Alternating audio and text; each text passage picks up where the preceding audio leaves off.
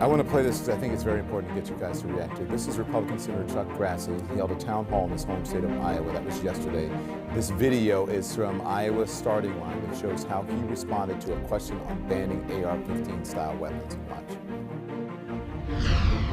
Over 400 million guns in the United States, 15 million of them are AR-15s. So you're going to still have AR-15s even if you stop selling them right now. No, you ban them. The answer is not to do nothing. You get rid of them. Right. There are things that we can do. If you take somebody with you, Yes. you confiscate them, and you fine them, or you put them in jail. Yep. Well, the answer to your question is a process answer.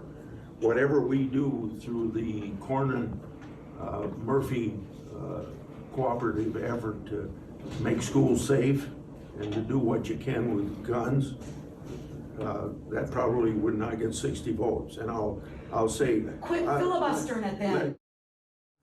There you go.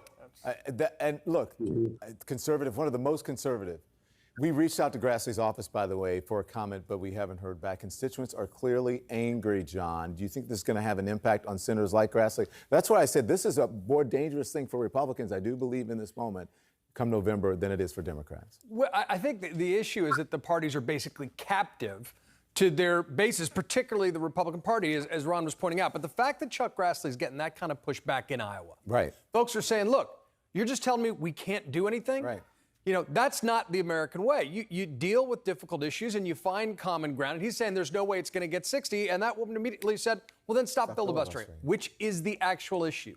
So, you know, you got to have some faith in Cornyn and Murphy and Cassidy and Graham negotiating with these Democratic senators right now. Everyone's going to have to give a little. That's not a news flash.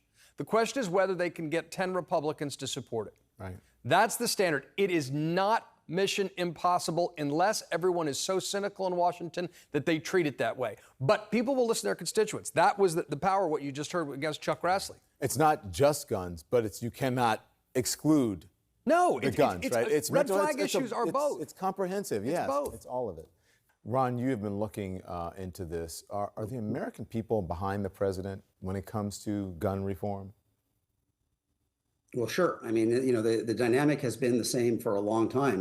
There is a majority in support of the key proposals that he laid out tonight, including an assault weapon ban over 60%, including a ban on high-capacity magazines over 60%, and as your previous guest noted, roughly 90% in support of universal background checks. And that consensus extends not only from Democrats and independents, as I've said before. If you look at the Pew polling, even Republicans who don't own guns, a majority of them agree and would support those positions. But the Republican gun owners are the one group that opposes all those ideas, and they have a veto in the Republican, Party.